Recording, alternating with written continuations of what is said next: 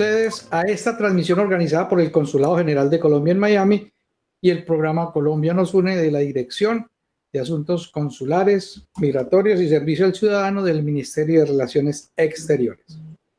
Soy John Ospina. Hoy tendremos una tarde muy interesante ya que nuestro invitado es Carlos Gómez.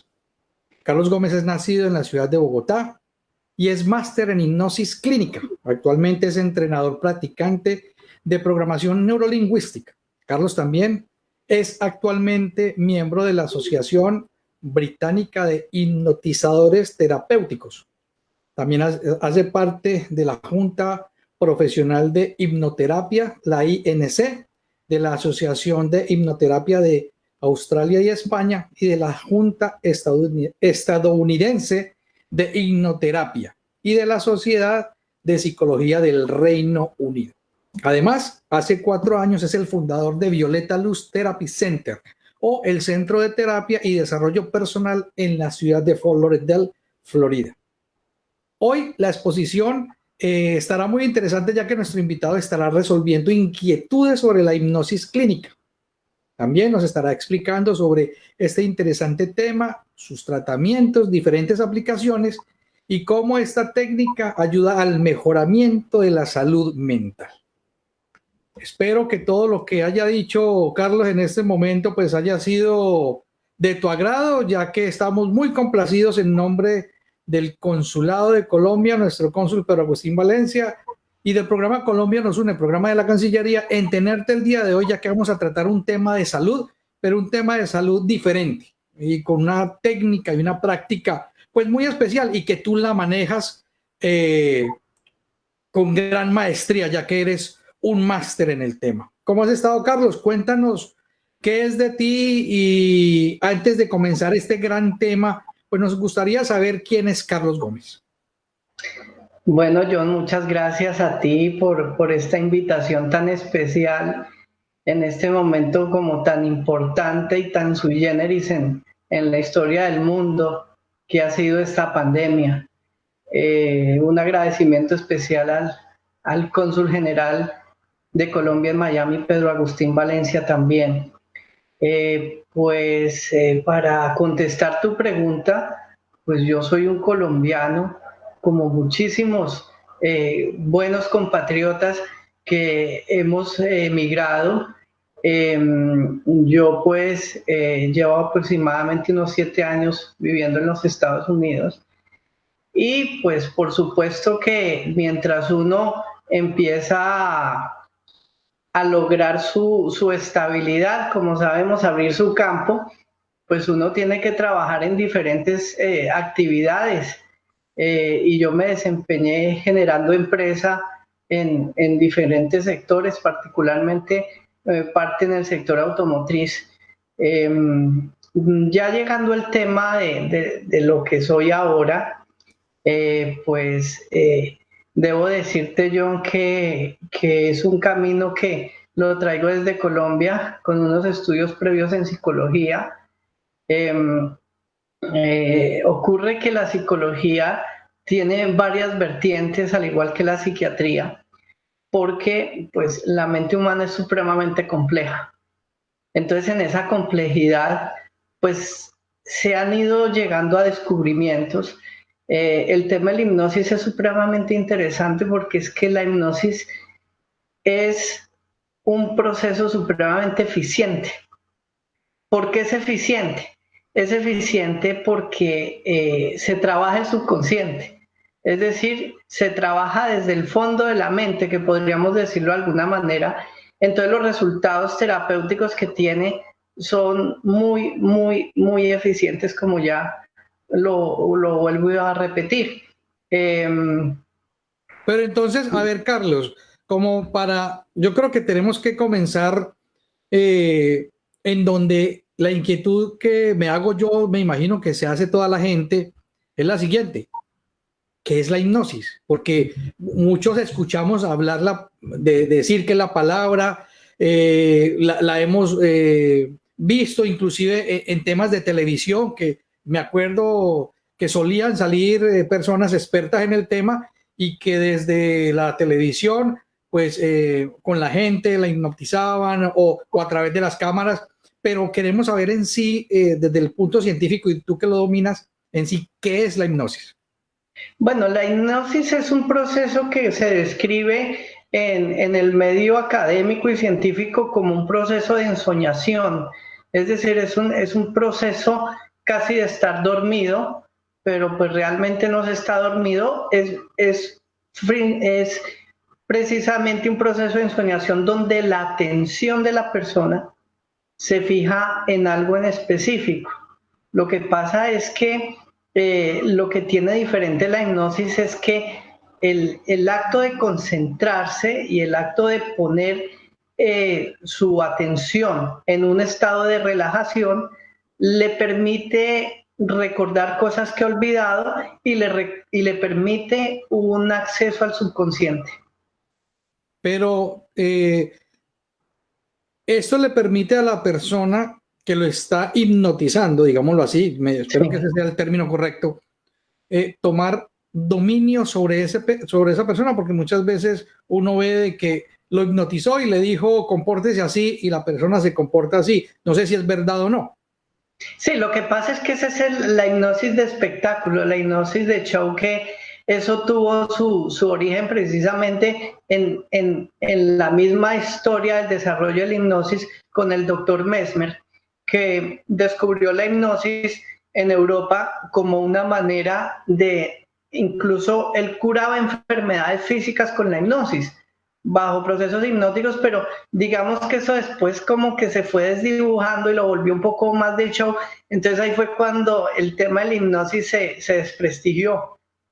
Y pues por supuesto que con el nacimiento de la televisión, de los medios de comunicación, pues siempre ha habido personas que les ha parecido interesante utilizar la hipnosis como medio de subir audiencia. Pero lo que ocurre en esos actos de hipnosis de show es varias cosas. Primero, cuando puede ser cierto, que no lo es siempre, las personas han estado en unos procesos hipnóticos anteriores. Eso no es que la persona estuvo ahí en el programa y de una vez le chasquearon los dedos y haga esto y lo otro. No, la persona tuvo que tener unas sesiones muy importantes de hipnosis para que precisamente queden unas sugestiones poshipnóticas que permitan tener como una entrada más fácil al subconsciente. Pero yo debo decir que en mi experiencia y en lo que conozco y he estudiado el tema, la mayoría no es cierto, simplemente la gente pues pueda que sí llegue a unos estados de relajación, pero están actuando porque John sabe que eso es pago. Entonces, como dice el dicho vulgarmente, por la plata baila el mono. Para, digamos que darle la otra parte de respuesta a tu pregunta, el personaje que pudo traer la hipnosis y volverla clínica fue el doctor Milton Erickson. Él es un psiquiatra y psicólogo muy prestigioso de los Estados Unidos, incluso residente en Miami.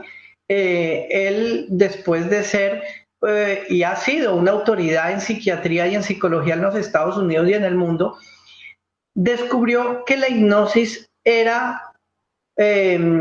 eh, eh, la hipnosis era una herramienta súper fundamental en el desarrollo de disociar traumas y llegar a ciertas curaciones a nivel psicoemocional. Discúlpame que ahí tuve un lapsus y me confundí porque dije residente. Ya me voy a referir al doctor Brian Weiss, que él le dio otra connotación al tema de la hipnosis. El doctor Erickson hace aproximadamente 50 años hizo toda una decodificación de la hipnosis clínica y la volvió disciplinar. Es la hipnosis que practico yo, es la hipnosis que practican los profesionales de la hipnosis clínica, que es algo absolutamente amarrado, ligado a la psicología y a la psiquiatría en bien de la salud emocional y psicoemocional de las personas.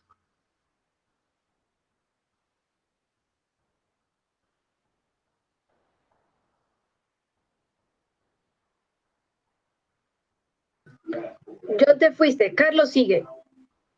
Bueno, debo decir también, ya mientras regresa John, algún problema técnico tuvo, que la otra persona que ha influido muchísimo sobre el tema de hipnosis clínica es precisamente el estadounidense que vive en la ciudad de Miami, en este estado, Brian Weiss. Él, después de ser perfectamente un gran psiquiatra, un gran psicólogo, maestro y director de programas académicos universitarios sobre psicología y psiquiatría, dio su salto completo a la hipnosis. Y es cuando salen los libros muy famosos en la década de los 90 de Muchas vidas, muchos sabios, donde se habla de hipnosis regresivas, donde se habla de supuestas vivencias de otras vidas, y lo avala de una manera terapéutica que muchas veces no solo tiene connotación psicoemocional muy interesante, sino que también tiene una connotación, en casos míos también lo puedo afirmar, de modo físico. Se pueden algunas enfermedades del cuerpo fisiológico también, cuando han tenido un origen psicoemocional, pueden recibir cura a través de un proceso de hipnosis, solamente cuando el origen es psicoemocional. Carlos, entonces para quedar claros y para que todos los invitados que en este momento están con nosotros, a quienes les damos pues una cordial bienvenida y gracias por acompañarnos a este tema tan interesante, estábamos hablando de que la definición de hipnosis es un estado de ensueño, o sea que ni se está despierto ni se está dormido profundamente, pero se está como en un estado de relajación en donde la mente entra a otros niveles. Sí, podría decirse que la descripción que haces es correcta. Bueno, y entonces es posible que todos podamos entrar en un estado de hipnosis. Todos los seres humanos tenemos como esa capacidad, digámoslo así. Pues todos los días.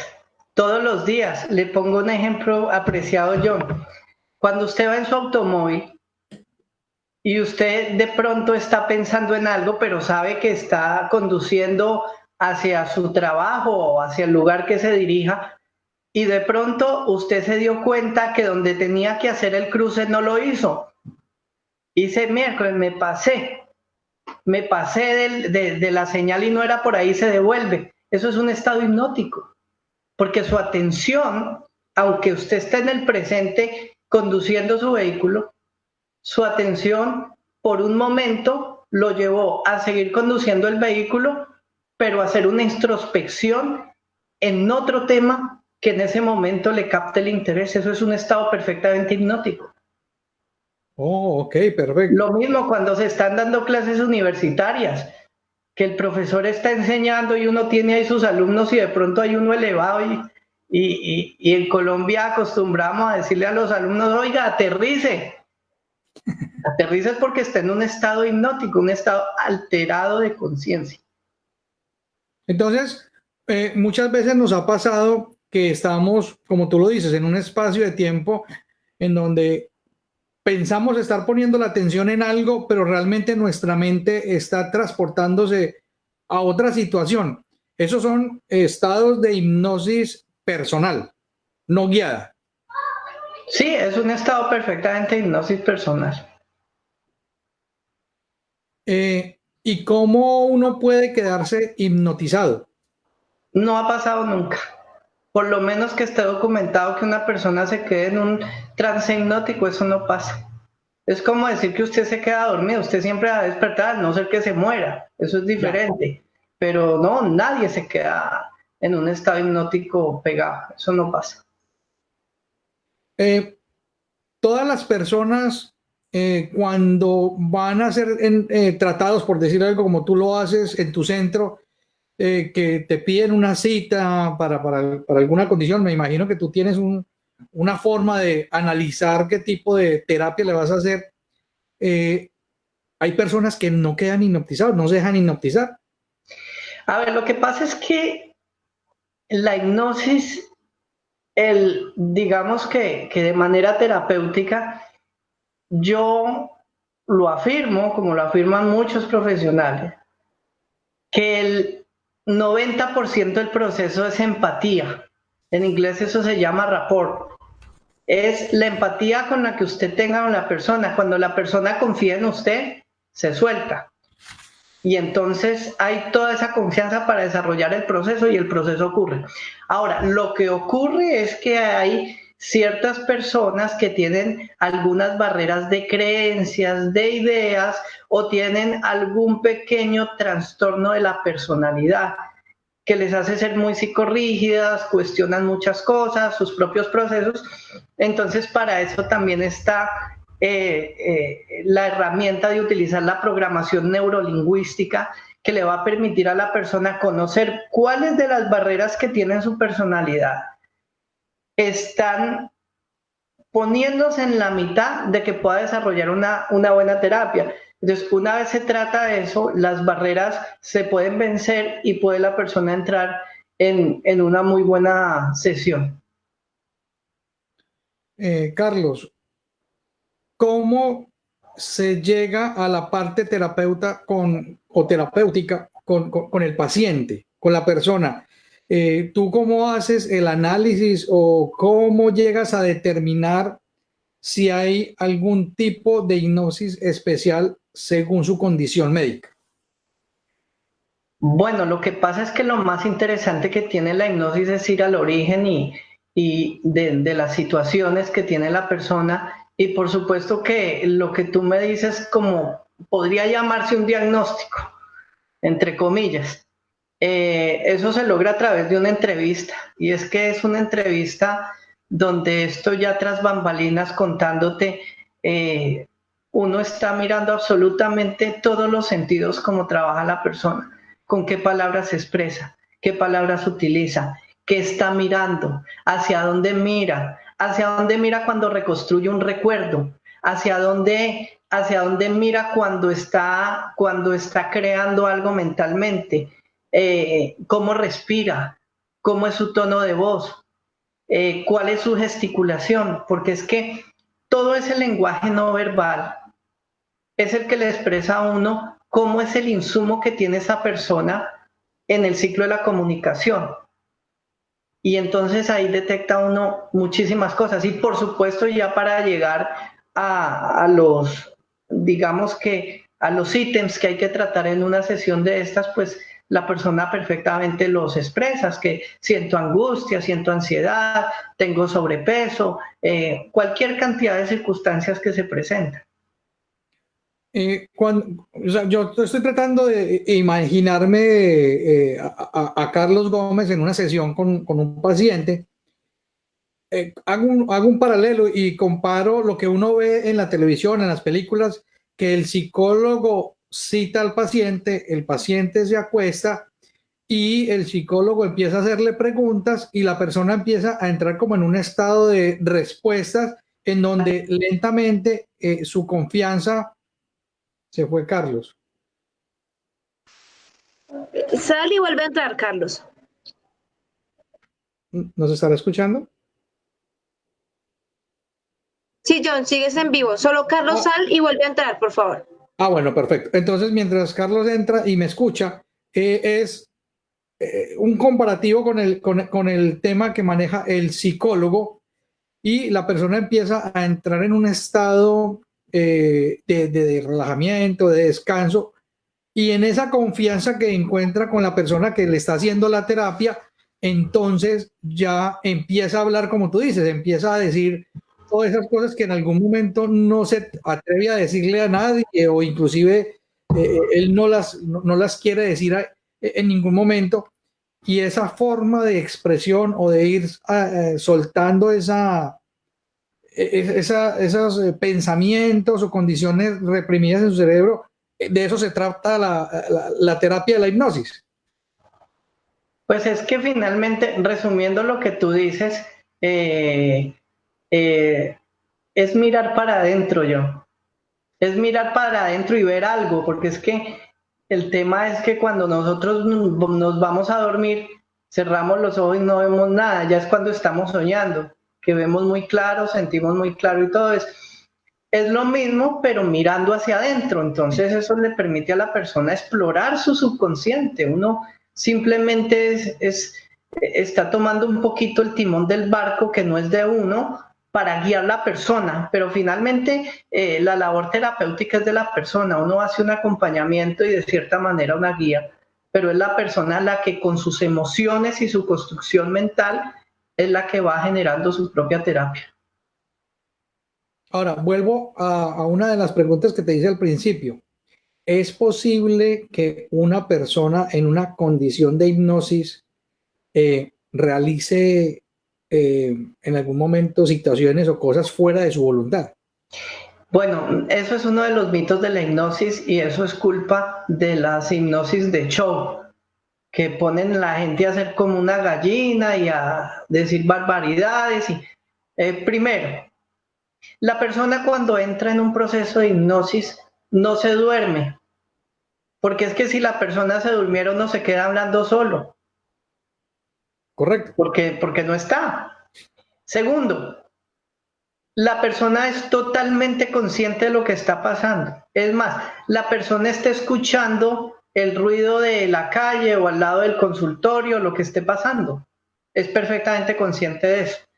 Tercero, ninguna cosa, instrucción, insinuación, palabra que esté en contra de su formación, de sus valores y de su criterio, la va a permitir en estado hipnótico. Inmediatamente la persona se sale y protestará y lo que sea, pero no es posible que se haga algo en contra de su voluntad. O sea, no se puede llegar al dominio de ese ser. No se puede llegar al dominio de ese ser. Perfecto. Bueno, entonces ya entrando en tema más directo de la hipnosis, ¿para qué sirve? Ya ahora vamos a entrar a tu campo, a tu especialidad, en lo que tú eres máster. Vamos a hablar de la terapia hipnótica o de la hipnosis en sí, ¿para qué sirve su aplicación? Porque lo importante de hoy, de esta transmisión, es decirle a la gente lo importante desde el punto médico, clínico, que es para esta situación que estamos viviendo de pandemia, en donde necesitamos, muchos necesitamos una respuesta, una solución ante tantos miedos, ante toda esta situación que nos ha traído a generar o crear algún tipo de trauma o vacíos o cosas así. Pues importantísimo. La hipnosis es muy importante porque primero es un proceso que no tiene ninguna medicación y eso la hace muy valiosa. La hipnosis pone a trabajar de una manera muy importante, igual que la meditación profunda, el cerebro en sus capacidades completas.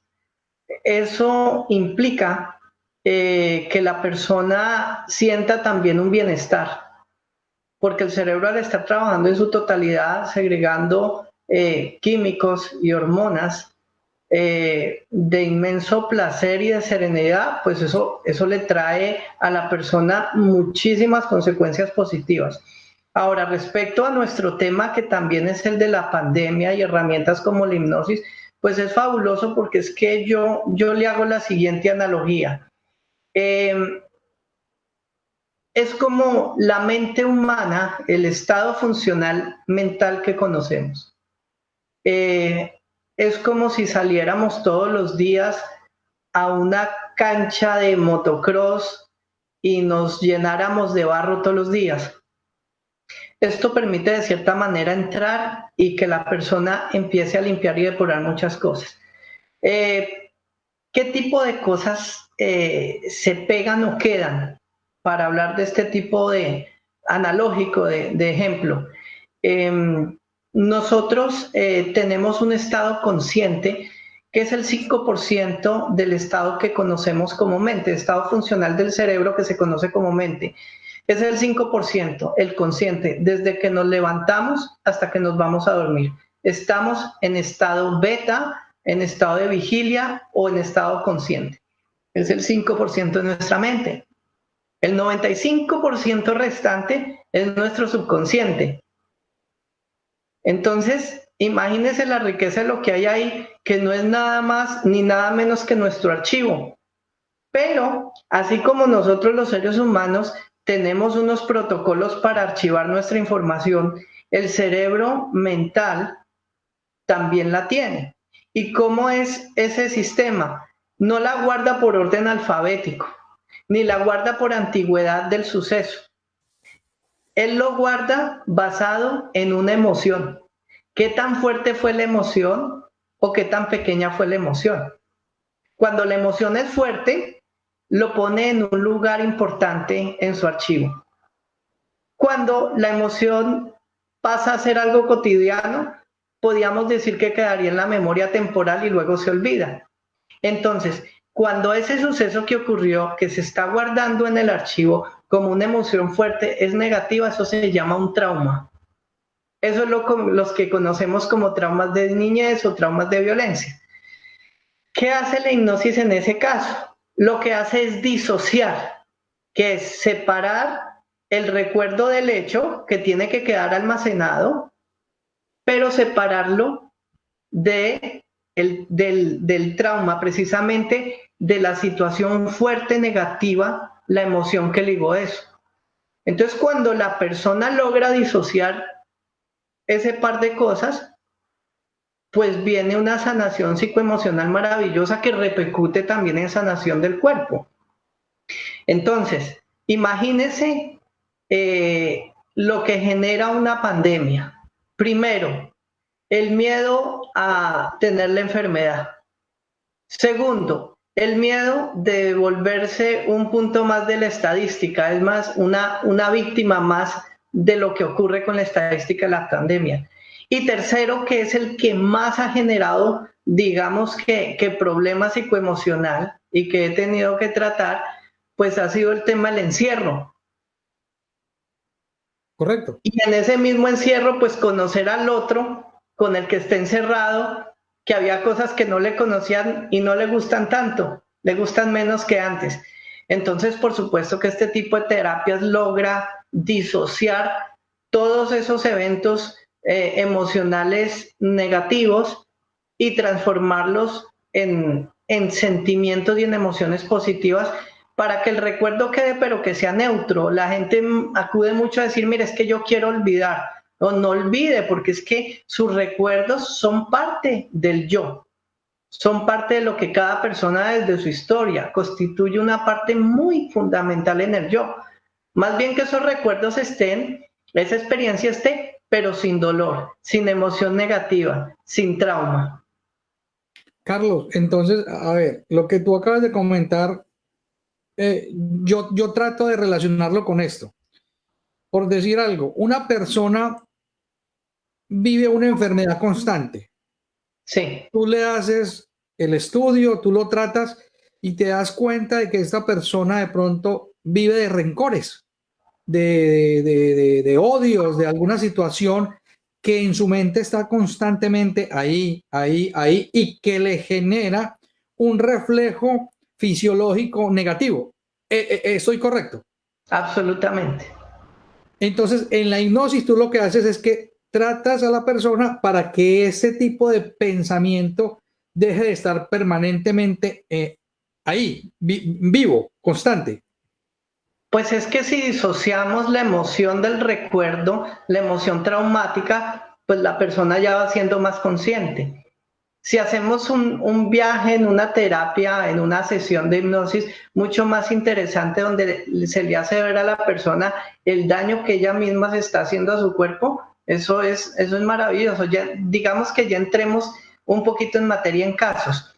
Yo he tenido casos donde en el proceso de hipnosis le he hecho ver a una persona que fuma, le he hecho ver cómo el humo entra, el daño que le causa a los alvéolos, el daño que causa en su cerebro y el daño que le causa a los demás, a las demás zonas. Y podemos hablar lo mismo con el alcohol, con las drogas, y eso es maravilloso porque en ese estado de introspección donde la mente está a 1000 por hora, está en toda su capacidad, recordando absolutamente todo y visualizando absolutamente todo, la persona hasta logra ver cuál es el daño que le está haciendo y me lo describe. Me dice, oye, estoy viendo cómo entra el humo y hay unas bolitas ahí que se llaman, ¿cómo se llama eso? Se llaman alvéolos. Y sí, y no pueden respirar y se ponen tensos y hablando de las drogas y hablando de todo pasa eso. Entonces imagínense el nivel de conciencia que logra una persona al ver que se está haciendo a sí mismo. Ahora, para no entrar en una descripción muy profunda, sí está demostrado que el estrés, el rencor, todos esos sentimientos y emociones adversas tienen un bloqueo en el sistema inmunológico, tienen un bloqueo en el sistema endocrino, tienen un bloqueo en los sistemas regenerativos del cuerpo. Perfecto. Algo que estoy tratando de imaginarme y que quiero que tú se lo aclares a todos y a mí también, es para tú entrar en el nivel de hipnosis o para caer en una condición, en un estado de hipnosis, se utilizan elementos, se utiliza la música, se utilizan, como muestran las películas, el péndulo. ¿Qué se hace para que una persona entre en una transición o en un estado de hipnosis? Eso se llama una inducción. Todo proceso de hipnosis tiene una inducción que tiene diferentes tipos de maneras. Yo muy poco utilizo elementos, pero en algún momento sí los llegué a utilizar. El péndulo es muy interesante porque es que el péndulo no es que el terapeuta lo mueva, la persona mueve el péndulo, pero lo que no sabe la persona es que ella inconscientemente está moviendo el péndulo y ella no ve a qué horas lo está moviendo. Lo está moviendo, pero no es consciente que lo está moviendo, y entonces eso es de una belleza absoluta porque es el poder, en ese caso, de otro concepto que tenemos que hablar, que es el inconsciente. Hablamos de consciente, hablamos de subconsciente y hablamos de inconsciente. El inconsciente comparte un poco de cada uno y es, digamos, el que se encarga de todo lo que tiene que ver con procesos automáticos como respirar o de pronto que alguien se tomó sus traguitos y se fue para la casa pero no sabe cómo llegó. El inconsciente se encargó de eso.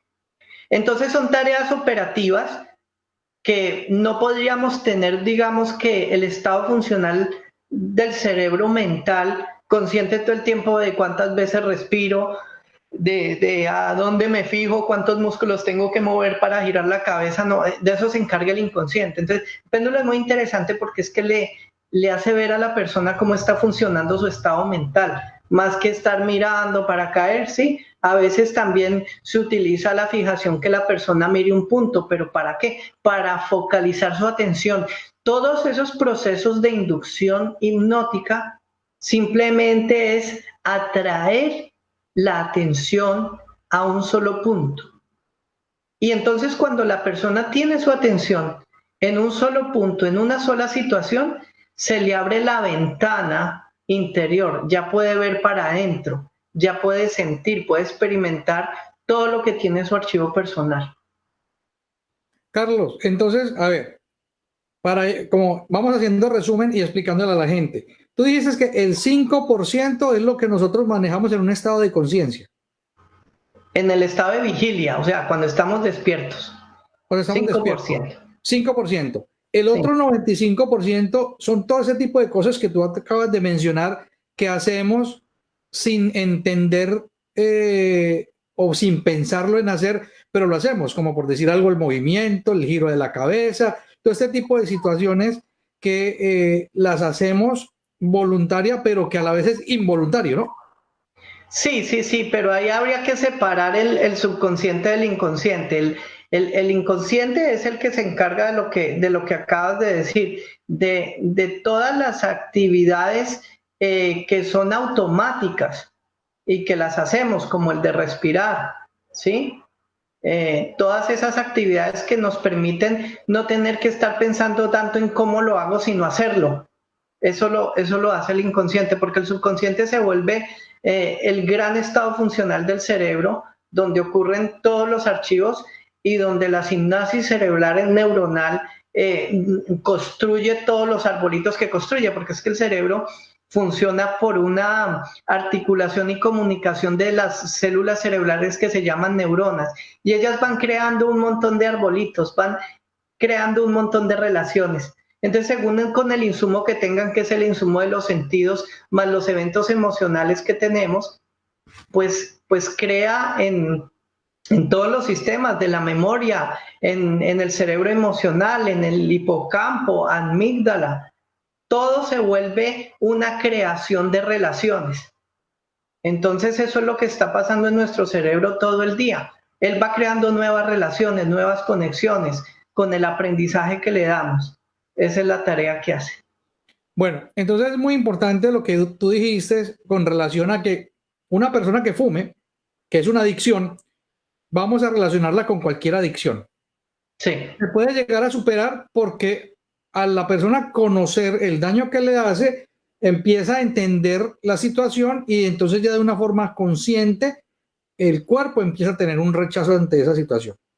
Es muy bueno el ejemplo que haces porque eso tiene 3 caminos. Primer camino, el ser consciente del daño que le está haciendo a su propia humanidad. Es una parte muy importante de lo que te acabas de referir.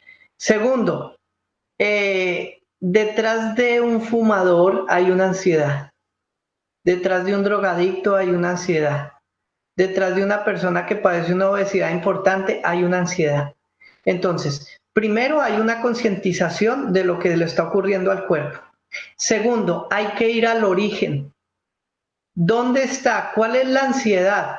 ¿Cuál es la compulsión? Porque es que finalmente el acto de fumar, de drogas, es una compulsión. Y entonces hay que buscar qué es lo que lo está generando. Muchas veces, en la mayoría de los casos, es o un evento traumático, una emoción negativa o un mecanismo de defensa. Entonces, ese segundo camino es incluso más fuerte y más importante que el primero, y es el fin de la hipnosis. Es llegar al origen de lo que está ocurriendo, lo que está generando una conducta o un problema en la persona. ¿Sí? Y la tercera vía es, y lo tiene la hipnosis, muy importante. ¿Qué pasaría si yo no tengo eso más en mi vida? Porque es que así como se habla en hipnosis de regresiones, también hay progresiones.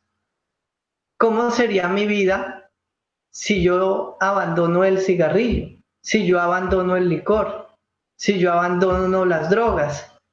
Y entonces la persona hace esa creación mental y eso es muy poderoso. Lo acabas de tocar y yo creo que es importante decírselo a la gente. ¿Qué es una regresión? Bueno, una regresión es todas las personas que están digamos que en el sistema médico, todo el mundo hace regresiones. Y me vas a preguntar cómo así, ¿sí? Cuando usted va al médico, el médico lo primero que le pregunta, le dice, ¿qué tiene? Usted le dice, tengo fiebre. Y entonces el médico luego que le dice, ¿hace cuánto? Y usted le dice, hace tanto, ya le hizo una regresión. Le hizo una reconstrucción de las cosas. Lo que pasa es que en la hipnosis particularmente ocurre que hay una construcción en la persona cuando va al origen de ciertas emociones traumáticas que acaba yéndose en una regresión, hablando de supuestas vidas pasadas, hablando de supuestas experiencias diferentes, digamos, a la vida que conocemos, que es esta que tenemos. Eso es una regresión. Las regresiones pueden darse en la misma vida de la persona porque es que la hipnosis, pues, por supuesto que buscando un origen, eso tiene una línea de tiempo. En algún momento debió ocurrir y la persona va hasta allá, pero a veces ya hay temas un poquitico más extremos que la persona empieza a relatar vivencias como si fuera otra vida. Eso puede tener una explicación médica científica, primero que es la manera como puede expresar lo que le ocurrió en un contexto, en una construcción mental. Eso puede ser una. La otra es que de todas maneras nosotros los seres humanos estamos heredando más o menos un 30% genético de nuestros ancestros. Y entonces en eso puede venir una memoria también, porque también puede desarrollarse esa descendencia en la persona con información neuronal. Entonces puede estar relatando no lo que era de él, sino que viene de otros ancestros. Pero lo importante de todo eso es que eso tenga un fin terapéutico y que el fin terapéutico pues tenga un desarrollo positivo. Entonces, a eso se refiere cuando alguien menciona una regresión. A mí me hicieron una regresión y fui a una de mis vidas pasadas. ¿Fue una vida pasada o fue un suceso genético de sus generaciones pasadas? No la de ella, sino de un familiar. Porque si diría que es una vida pasada, es como si estuviera reencarnando o no. No entramos en ese campo. No, pues es que podemos entrar en todos los campos. Yo no le tengo susto a hablar de todas las cosas que ocurren, porque es que al final uno tiene que aceptar lo que está viendo y que está ocurriendo. O sea, uno no puede simplemente decir, no, eso no pasa, porque está pasando. Lo que pasa es que eso tiene varias opciones y yo pienso que en unos años vendrá la tecnología para poder dilucidar un poco mejor ese tema, si en verdad es de una reencarnación, si en verdad o la persona simplemente lo está recreando porque es la manera como tiene para expresar esa emoción que ha tenido, negativa o positiva, o simplemente es una memoria genética. Entonces, eso no se ha podido, digamos que contestar hasta el momento, pero para mí como para otros, lo importante es que tenga un fin terapéutico. Es decir, que lo que ocurre allí lleve a un feliz desenlace en lo que tiene que ver con la salud psicoemocional de la persona. Excelente. Porque cada uno hace sus construcciones. Entonces, mire, discúlpame interrumpirlo. Sí.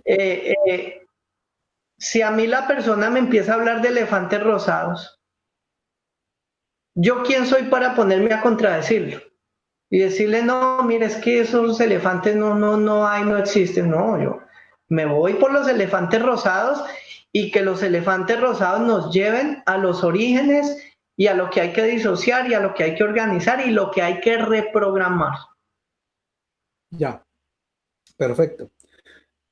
Entonces, Carlos, definitivamente la hipnosis funciona para las personas que quieren bajar de peso, para las personas que tienen cualquier situación que desde el punto mental sean tratables, porque me imagino que todo está relacionado con el cerebro, ¿no? Con la mente. Sí, sí y no, porque es que hay cosas que tienen una implicación física. Por eso una persona cuando viene en busca de ayuda y dice, oiga, es que yo estoy sintiendo puñaladas en el estómago y estoy sintiendo tal cosa y tal otra. Primero de todo, ya fue al gastroenterólogo, que el oído lo tengo de tal manera, ya fue a que le revisaran los oídos, ya fue a que le miraran toda la garganta, ya fue al otorrino, porque es que hay cosas, mire, hay cosas que tienen origen psicoemocional y cuando es así, la hipnosis puede hasta generar una sanación de la persona en sus cosas físicas. Pero no todo es de origen psicoemocional. También hay cosas que tienen afectaciones físicas, simplemente físicas, y que eso primero lo tiene que revisar un médico y primero lo tiene que revisar un especialista. Pero definitivamente, cuando el problema es de tipo psicoemocional, sí la hipnosis y la programación neurolingüística puede ayudar a sacar adelante un proceso de esos. Perfecto, Carlos. Bueno, yo quiero que aprovechemos esos últimos 5 minutos que nos quedan, porque es que el tema es demasiadamente interesante y hay muchas cosas que yo me imagino que no vamos a poder tocar, pero ahora con el tema de la virtualidad, ¿es posible hacer todo este tipo de hipnosis y de terapias aprovechando este tema virtual, haciéndolo online? No sé, explícanos tú, si hay posibilidades. Sí, muy sencillo y tocó hacerlo, eso no era algo que se hiciera y sí, y funciona igual, Funciona lo mismo. funciona lo mismo.